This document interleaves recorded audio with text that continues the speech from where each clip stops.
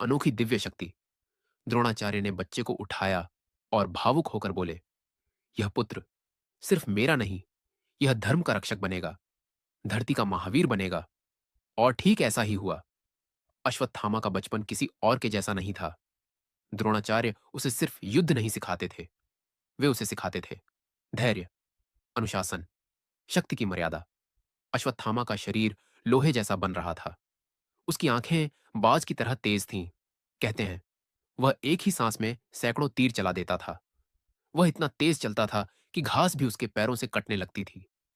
और एक दिन द्रोणाचार्य ने महसूस किया, उनके सामने सिर्फ पुत्र नहीं, बल्कि भविष्य का एक महायोद्धा खड़ा है। युवावस्था में अश्वत्थामा ने कठोर तपस्या की। सदियों पुरानी आर्षि परंपरा को निभाते हुए वह हिमालय की बर्फीली चोटियों पर ध्यान में बैठ गया। उसकी तपस्या इतनी प्रबल थी कि स्वयं भगवान शिव उसके सामने प्रकट हुए। अश्वत्थामा ने केवल एक ही वर मांगा, प्रभु, मुझे ऐसी शक्ति दो जो मुझे धर्म की रक्षा करने में सक्षम बनाए। शिव मुस्कुराए। उन्होंने कहा, जब तक इस धरती पर धर्म रहेगा, तू जीवित रहेगा, तू अपराजेय रहेगा, तू अमर रहेगा। यह वरदान सिर्फ शक्ति नहीं था, यह जिम्मेदारी थी, एक दिव्य कर्तव्य। फिर आया समय, महाभारत का महान युद्ध।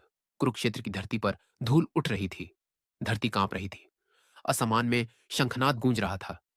और इसी आग के बीच अश्वत्थामा की एंट्री हुई। उसका कद सिंह जैसा, आंखों में आग, हथियार हाथ में।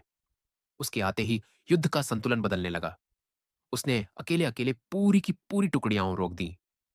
उसने भीम जैसे योद्धाओं को भी क्षण भर के लिए रोक दिया।